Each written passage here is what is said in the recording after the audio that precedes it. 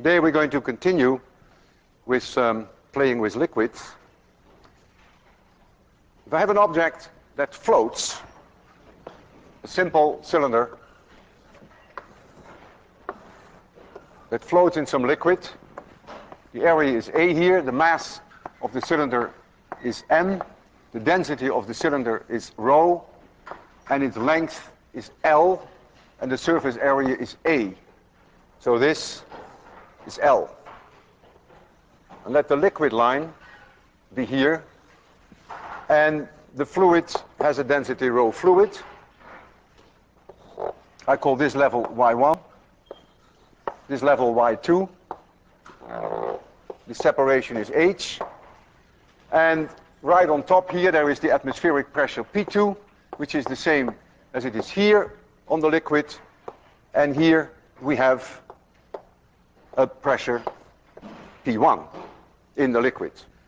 For this object to float, we need equilibrium between, on the one hand, the force mg and the buoyant force. There is a force up here, which I call F1, and there is a force down here, which I call F2. Barometric pressure. The force is always perpendicular to the surface. Couldn't be any tangential component because then the air starts to flow and it's static. And here we have F1, which contains the hydrostatic pressure. So P1 minus P2, as we learned last time from Pascal, equals rho of the fluid, G times Y2 minus Y1, which is H. So that's the difference between the pressure at P1 and P2. For this to be in equilibrium, F1 minus F2 minus mg have to be 0. And this we call the buoyant force. And buoyant is spelled in a very strange way, B-U-O-Y-A-N-T. Always have to think about that. It's the buoyant force. F1 equals the area times P1, and F2 is the area times P2. So it is the area times P1 minus P2, and that is rho fluid times G times H. And when you look at this, this is exactly the weight of the displaced fluid. The area times H is the volume of the fluid, which is displaced by this cylinder, and you multiply it by its density, that gives it mass, multiplied by G, that gives it weight. So this is the weight of the displaced fluid.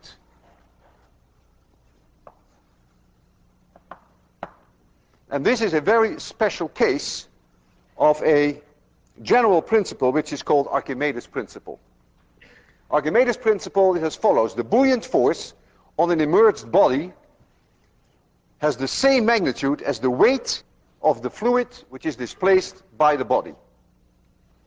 According to legend, Archimedes thought about this while he was taking a bath. And I have a picture of that here. I don't know from when that dates, but you see him there in his bath. But what you also see are there two crowns. And there is a reason why those crowns are there. Archimedes lived in the 3rd century BC. Archimedes had been given the task to determine whether a crown that was made for King Hieron II was pure gold. The problem for him was to determine the density of this crown, which is a very irregular shaped object, without destroying it. And the legend has it that as Archimedes was taking a bath, he found the solution. He rushed naked through the streets of Syracuse and he shouted, "Eureka, Eureka, Eureka," which means I found it, I found it. What did he find? What did he think of? He had the great vision to do the following. You take the crown and you weigh it in a normal way. So the weight of the crown, I call it W1, is the volume of the crown times the density of which it is made. If it is gold, that should be 19.3, I believe. And so this is the mass of the crown, and this is the weight of the crown. Now he takes the crown and he immerses it in water. And he has a spring balance, and he weighs it again. And he finds that the weight is less. And so now we have the weight immersed in water. So what you get is the weight of the crown minus the buoyant force, which is the weight of the displaced fluid.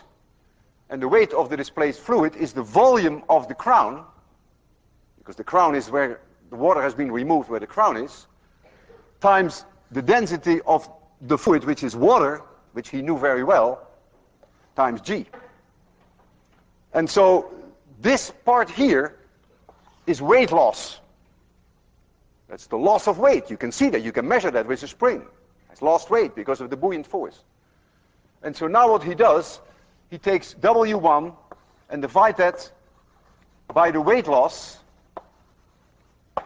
And that gives you this term divided by this term, which immediately gives you rho of the crown divided by rho of the water. And he knows rho of the water, so he can find rho of the crown. An amazing idea.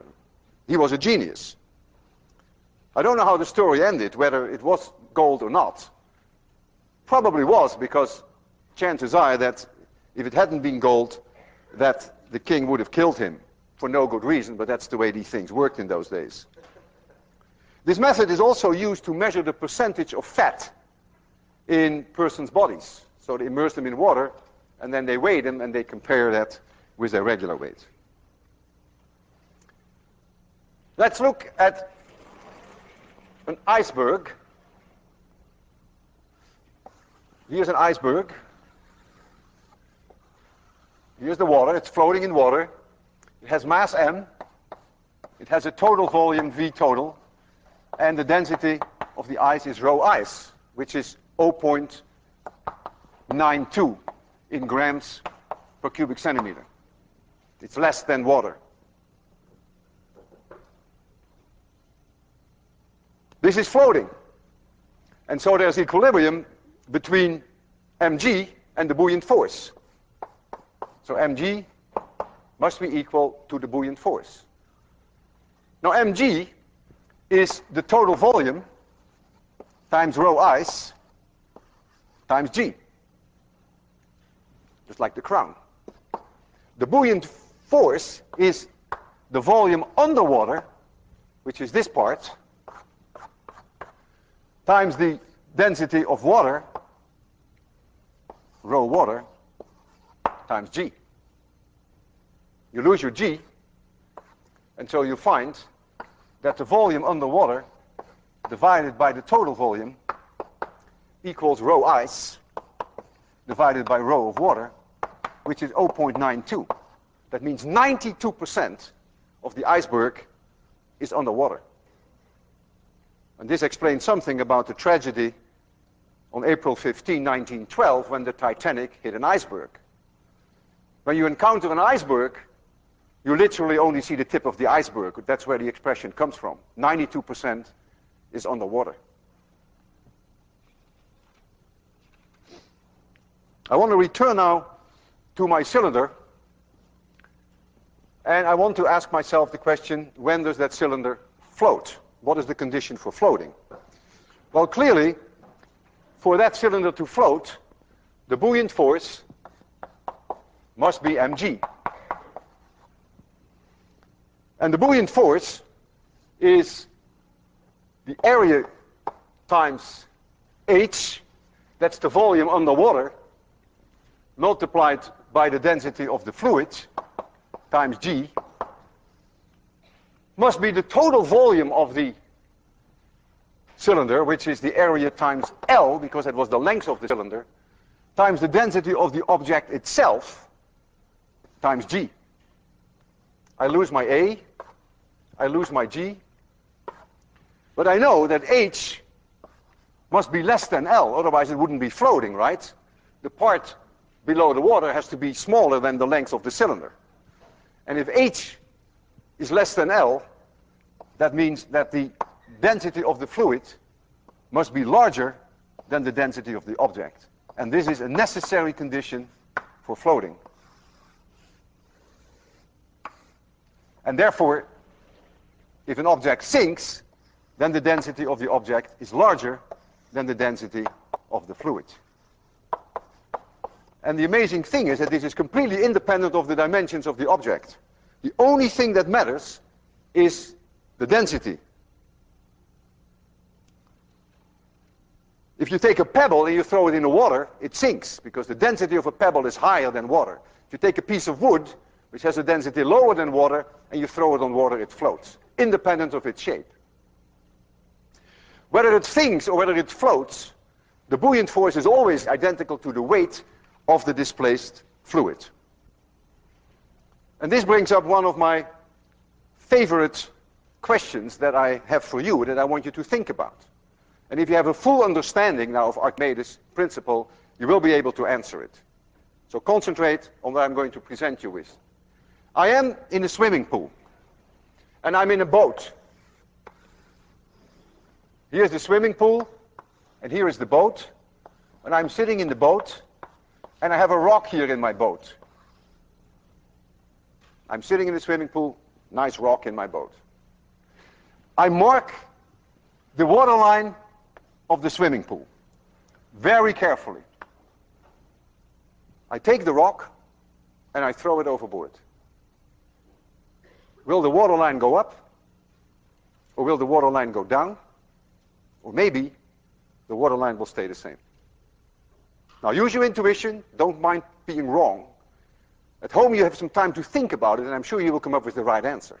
Who thinks that the waterline will go up? The swimming pool. Who thinks that the waterline will go down? Who thinks that it will make no difference, that the waterline stays the same? Amazing. Okay. Well, the waterline will change, but you figure it out.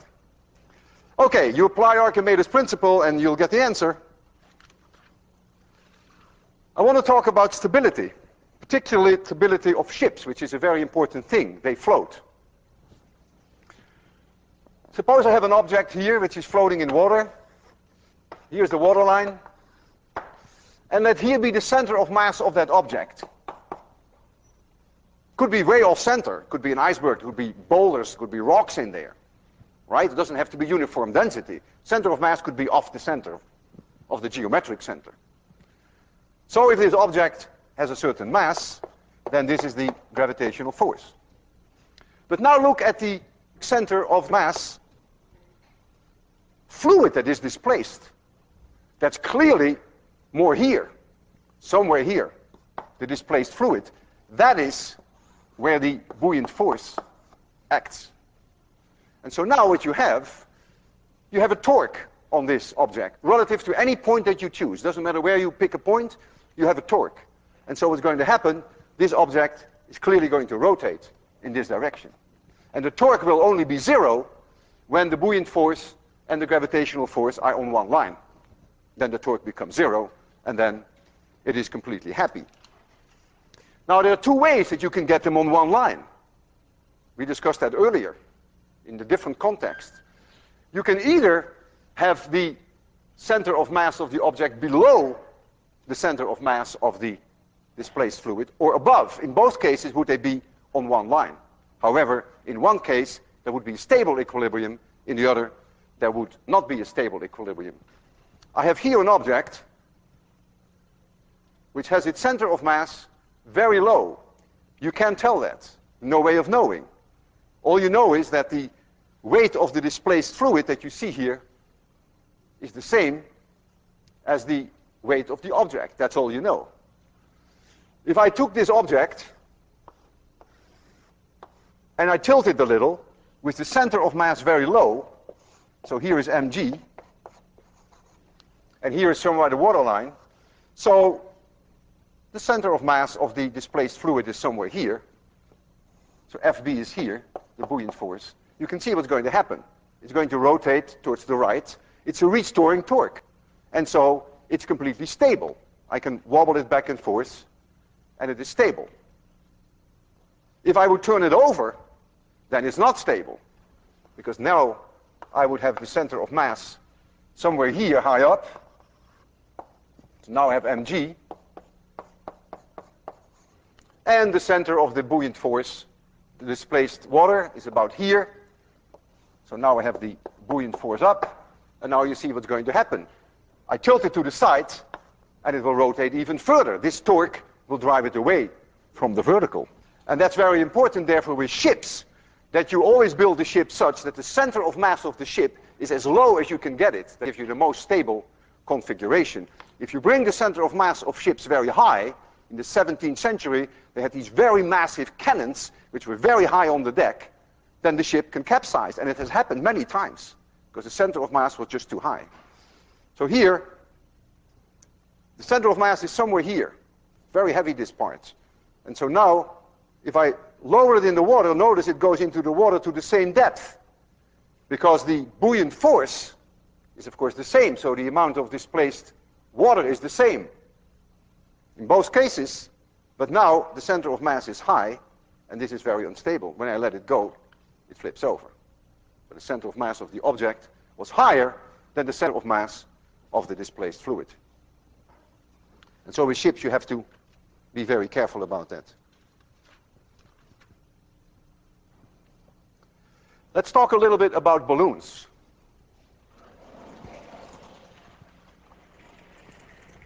If I have a balloon, the situation is not too dissimilar from having an object floating in a liquid. Let the balloon have a mass m. That is the mass of the gas in the balloon, plus all the rest. And what I mean by all the rest, that is the material of the balloon and the string, everything else that makes up the mass. It has a certain volume V, and so there is a certain rho of the gas inside, and there is rho of air outside. And I want to evaluate what the criterion is for this balloon to rise. Well, for it to rise, the buoyant force will have to be larger than mg. What is the buoyant force? That is the weight of the displaced fluid. The fluid in this case is air. So the weight of the displaced fluid is the volume times the density of the air, that's the fluid in which it is now, times g. That is the buoyant force. That's the weight of the displaced fluid. Has to be larger than mg. Now mg is the mass of the gas, which is the volume of the gas times the density of the gas. That's the mass times g, because we have to convert it to a force, plus all the rest times g. I lose my g. And what you see, that this, of course, is always larger than 0. There's always some mass associated with the skin, and in this case with the string. But you see, the only way that this balloon can rise is that the density of the gas must be smaller than the density of air. Density of the gas must be less than the density of the air. This is a necessary condition for this to hold. It is not a sufficient condition, because I can take a balloon, put a little bit of helium in there, so the density of the gas is lower than the density of air, but it may not rise. And that's because of this term. But it is a necessary condition, but not a sufficient condition. Now I'm going to make you see a demonstration which is extremely non-intuitive. And I will try, step by step, to explain to you why you see what you see. What you're going to see, very non-intuitive. So try to follow closely why you see what you will see. I have here a pendulum with an apple. And here I have a balloon filled with helium. I cut this string and I cut this string. Gravity is in this direction. The apple will fall, the balloon will rise. The balloon goes in the opposite direction than the gravitational acceleration. If there were no gravity, this balloon would not rise. and the apple would not fall. Do we agree so far? Without gravity, apple would not fall, balloon would not rise. Now we go in outer space.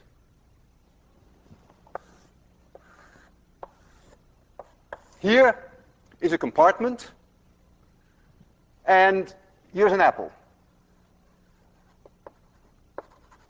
I'm here as well. None of us have weight. There's no gravity.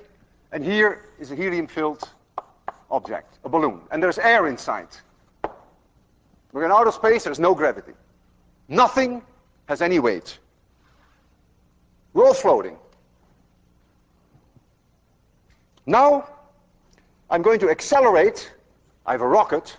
I'm going to accelerate it in this direction with acceleration A. We all perceive now a perceived gravity in this direction. I call it G. So the apple will fall. I'm standing there. I see this apple fall. I'm in this compartment, closed compartment. I see the apple go down. A little later, the apple will be here.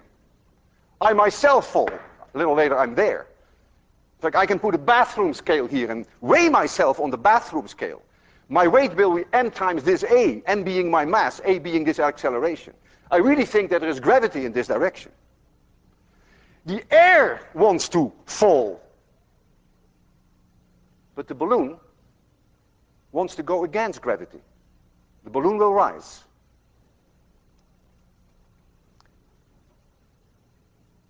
The air wants to fall. So inside here, you create a differential pressure between the bottom, P1, and the top of the air, P2, inside here. Just like the atmosphere on Earth. The atmosphere is pushing down on us. The pressure is here higher than there. So you get P1 is higher than P2. So you create yourself an atmosphere, and the balloon will rise. The balloon goes in the opposite direction of gravity. If there were no air in there, then clearly all of us would fall. The apple would fall, I would fall, and the helium balloon would fall. The only reason why the helium balloon rises is because the air is there, and because you build up this differential pressure. Now comes my question to you.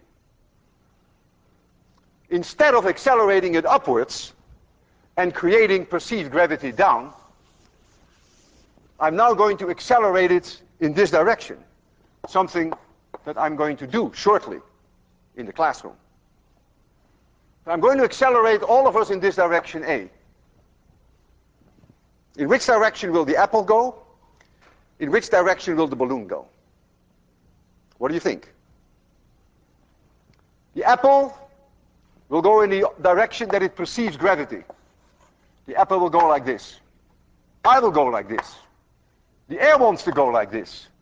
But helium balloon goes in the opposite direction of gravity. So helium goes in this direction. In fact, what you're doing, you're building here an atmosphere. A pressure P1 here will be higher than the pressure P2 there. The air wants to go in this direction. The pressure here is higher than the pressure there. Larger than 0. If there's no air in there, we would all fall. Helium would fall, helium balloon would fall, apple would fall, and I would fall. I have here an apple on a string in a closed compartment, not unlike what we have there. Except I can't take you out to an area where we have no gravity. So here is that closed compartment, and here's the apple. There's gravity in this direction. It wants to fall in that direction of gravity if I cut the wire. Now I'm going to accelerate it in this direction. And when I do that, I add a perceived component of gravity in the opposite direction. So I add a perceived component of gravity in this direction. So this apple wants to fall down because of the gravity that I cannot avoid, and it wants to fall in this direction. So what will the string do? It's very clear, very intuitive. No one has any problem with that. The string will do this. Now I have a balloon here.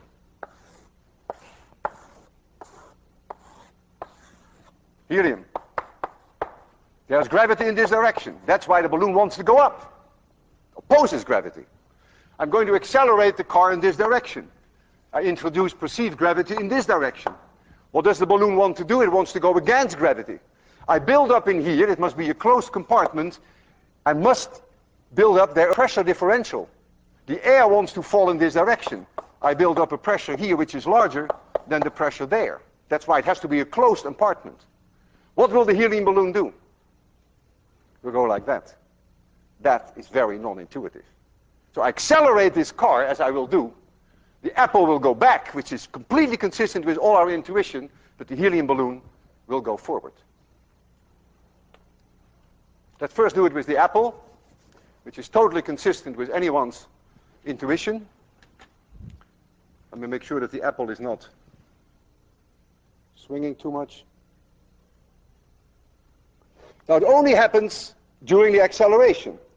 So it's only during a very short portion that I accelerate, that you see the apple go back. And then, of course, it starts to swing. Forget that part.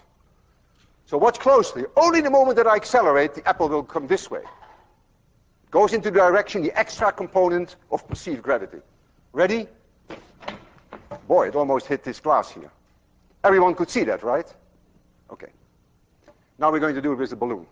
I'm going to take this one off. And now let's take one of our beautiful balloons.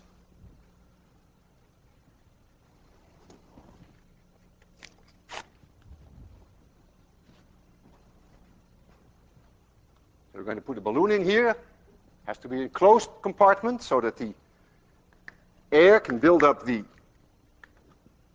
pressure differential.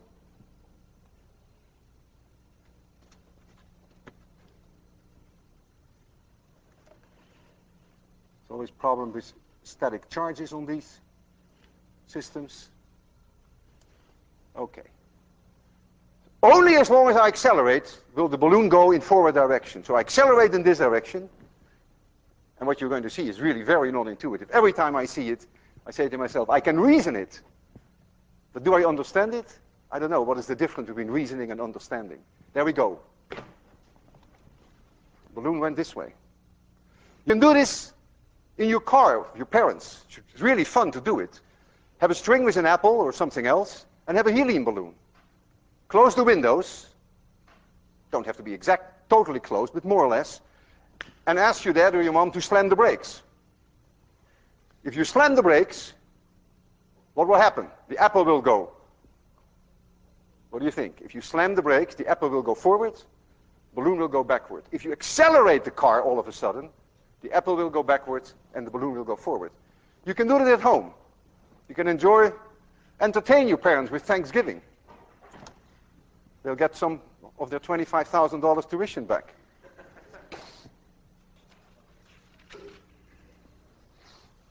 When fluids are moving, situations are way more complicated than when they are static. And this leads to, again, very non-intuitive behavior of fluids. I will derive in a shortcut way a very famous equation which is called Bernoulli's equation, which relates kinetic energy with potential energy and pressure. Suppose I have a fluid, non-compressible, like so. This cross-sectional area is A2, and the pressure here is P2, and I have a velocity of that liquid which is V2, and this level is Y2. Here I have a cross-sectional area A1, I have a pressure P1, my level is Y1, this is increasing Y, and I have a much larger velocity because the cross-section is substantially smaller there. Now if this fluid were completely static, if it were not moving, so forget about the V1 and forget about the V2, it's just sitting still, then P1 minus P2 would be rho G times Y2 minus Y1, if rho is the density of the fluid. That's Pascal's law. So we'd just be sitting still, and we know that the pressure here would be lower than the pressure there. This is also, if you want to, rho GH. If you call this difference H. Rho GH. That reminds me of MGH. MGH is gravitational potential energy. When I divide M by volume, I get density. So this is really a term which is gravitational potential energy per unit volume. That makes the M divided by volume become density. Therefore, pressure itself must also have the dimension of energy per unit volume. And if we now set this whole machine in motion, then there are three players.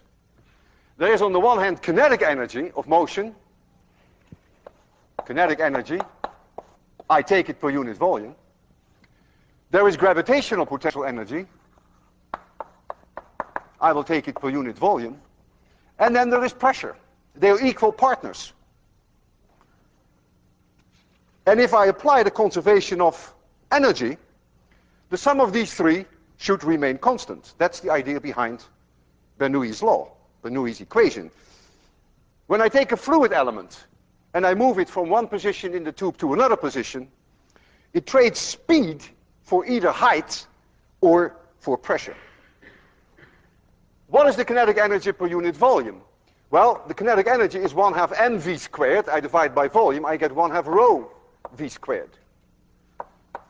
What is gravitational potential energy? That is mgy.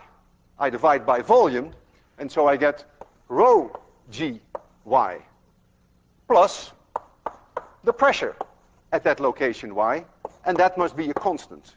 And this now is Bernoulli's equation. It is a conservation of energy equation. And as I will show you, it has very remarkable consequences. First, I will show you an example whereby I keep y constant.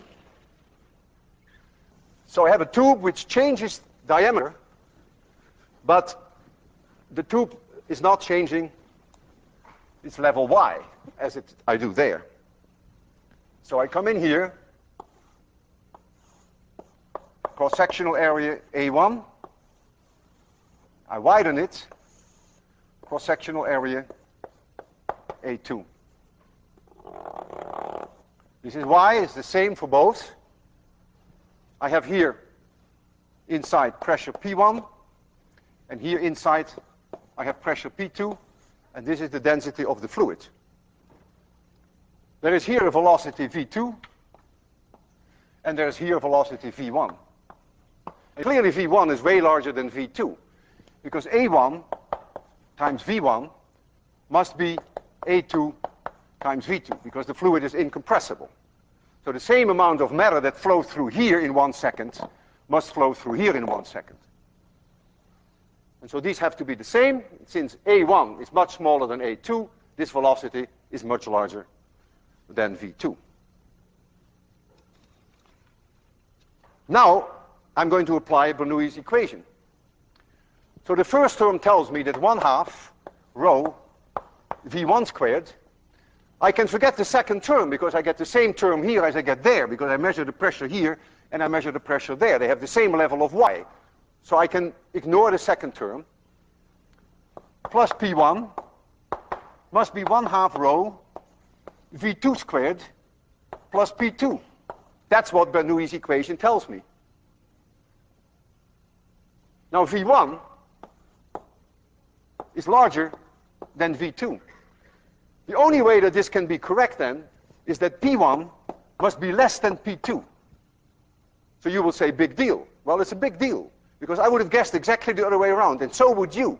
Because here is where the highest velocity is. And all our instincts would say, oh, if the velocity is high, there's a lot of pressure. It's exactly the other way around. Here is a low pressure, and here is a high pressure, which is one quite bizarre consequence of Bernoulli's equation. You must all have encountered in your life what we call a siphon. They were used in the medieval and they're still used today. You have here a bucket. In general is used with water, lakes. We have water here, but it could be any liquid. And I stick in here a tube. It's a smaller diameter, substantially smaller than this area here. And there will be water in here up to this level. This level P2, Y2, this is Y1, increasing value of Y. This height difference is H. P2 is 1 atmosphere. I put a 1 there, it's atmosphere. And here, if it's open, then P1 is also 1 atmosphere. So there's air in here, and there's liquid in here. I take this open end in my mouth, and I suck the water in so that it's full with this water,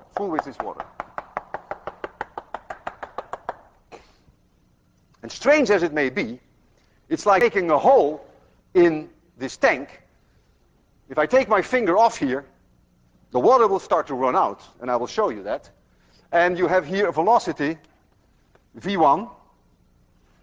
The water will stream down into this here, and the velocity here is approximately 0, because this area is so much larger than this cross-sectional area that, to a good approximation, this water is going down extremely slowly. Let's call this high difference D. I apply Bernoulli's law. So now we have a situation where the y's are different, but the pressure is the same, because right here, at this point of the liquid, I have 1 atmosphere, which is barometric pressure, and since this is open with the outside world, P1 is also 1 atmosphere. So now I lose my P term. There I lost my Y term, now I lose my P term. So now I have that 1/2 rho, this is rho of the liquid, V1 squared, plus rho G times Y1, must be 1/2 rho V2 squared, but we agreed that that was 0, so I don't have that term. So I only have rho G Y2. I lose my G's. No, I don't lose my G's. 1/2 rho V squared, no, that's fine. And so I lose my rho. This is 1/2. I lose my rho. And so you get that 1/2 V1 squared equals G times Y2 minus Y1, which is H. And so what do you find? That the speed with which this water is running out here, V1, is the square root of 2GH. And you've seen that before. If you take a pebble and you release a pebble from this level and you let it fall, it will reach this point here, this level, with a speed, the square root of 2GH. We've seen that many times. So what is happening here, since the pressure terms are the same here and there, now there is only a conversion of gravitational potential energy, which is higher here than there, is now converted to kinetic energy. This siphon would only work if D is less than 10 meters. Because of the barometric pressure, you can never suck up this water. No one can. A vacuum pump can't either, to a level that is higher than 10 meters. When I did the experiment there with the cranberry juice, I was able to get it up to 5 meters, but 10 meters would have been the theoretical maximum. So this has to be less than 10 meters that you go up. If I would have made a hole in this tank here, just like this, down to exactly this level, and I would have asked you to calculate with what speed the water is running out, you would have found exactly the same if you applied Bernoulli's equation. This is a way that I've seen people steal other people's gasoline in the time that gasoline was very scarce and that there were no lock shed on the gasoline caps. You would put a hose in the gasoline tank, and you would have to suck on it a little. You have to sacrifice a little bit. You get a little bit of gasoline in your mouth, and then you can just empty someone's gasoline tank by having a canister or by having a jerry can and fill it with gasoline. And I'm going to show that now to you by emptying, that's still cranberry juice, by the way, from our last lecture. So let's put this up on a stool. So there is the hose. It's that thing. And I'm going to transfer this liquid from here to here. So first I have to fill it with cranberry juice.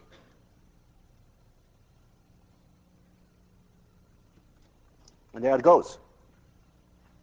And as long as this level is below that level, it keeps running. Not so intuitive. I remember I was at a summer camp when I was maybe 6 or 7 years old. I couldn't believe it when I saw this for the first time. We had these outdoor sinks where we washed ourselves and brushed our teeth. And the sink was clogged. So it was full with water. And one of the camp leaders took a hose, sucked up, and it emptied itself. And I really thought, you have to take spoonfuls of water or maybe buckets and scoop it out. This is the way you do it. Very non-intuitive. The non-intuitive part is that it runs up against gravity there. So we can let it sit there, and we have a transfer, a mass transfer of cranberry juice.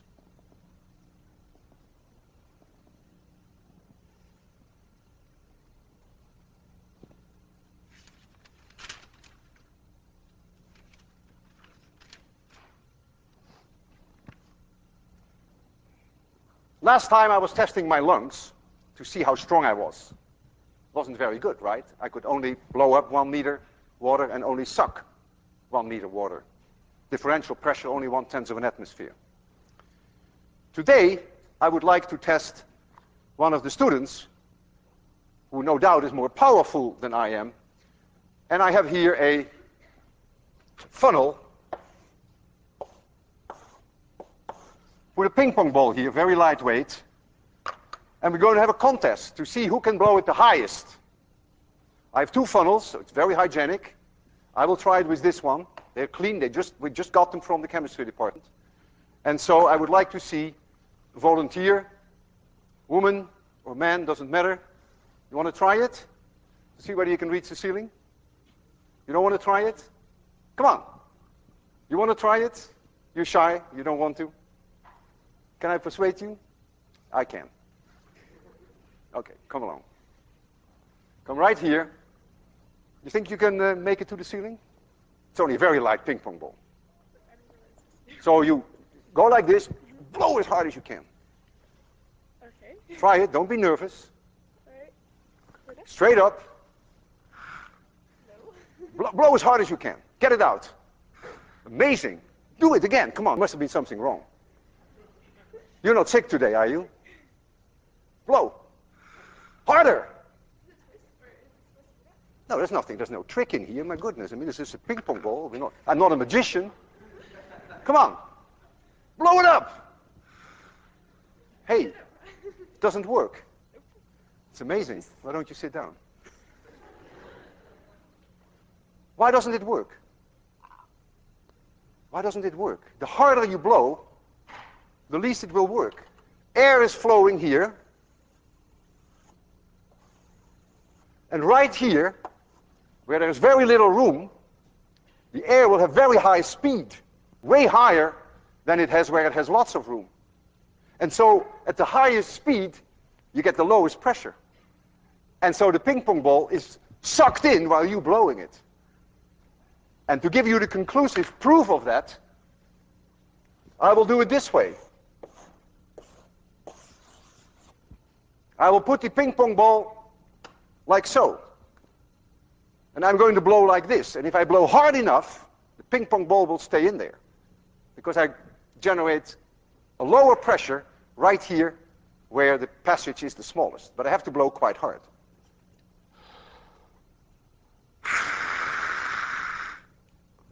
You see that? Is that amazing? That's the reason why she couldn't get it up.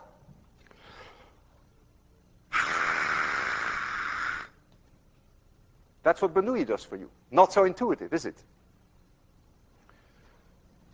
I have here a airflow, a hose with air coming out. And I can show you there something that is equally non-intuitive.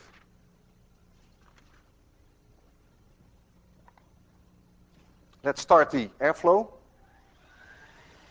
It's coming out. I take a ping pong ball. Stays there. Is that due to Mr. Bernoulli? No. No, that's more complicated physics, because it has to do with turbulence. It has to do with vortices, which is very difficult. What is happening here is that as the air flows, you get turbulence above here, and the turbulence creates a lower pressure. So the vortices, which are the turbulence, are keeping this up, because there's a lower pressure here and there. But why is it so stable? I can see that I have, because of this turbulence, that it's held up. Why is it so stable? If I give it a little push, it doesn't, it's sucked back in again. It's very stable. That is Bernoulli. Because if I blow air, like so, then the velocity here is the highest, because it's diverging the air as it's coming out. So the center it is the highest, and so when this ping pong ball goes to this side, it clearly has a lower pressure here than there, and so it's being sucked back in again. So the stability is due to Bernoulli, but the fact that it is held up is more difficult physics. It is so stable that I can even tilt this.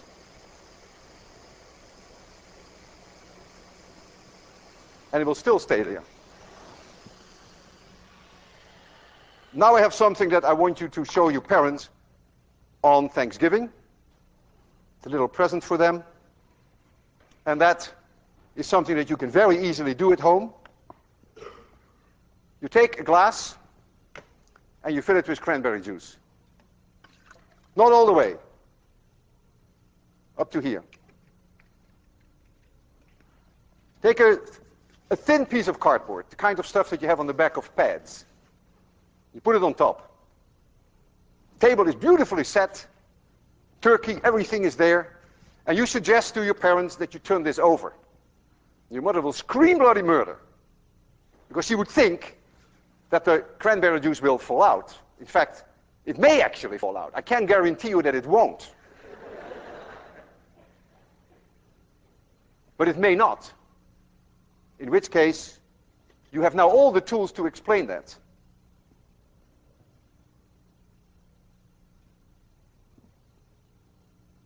Please do invite me to your Thanksgiving dinner, and I'll show it to your parents. See you Friday.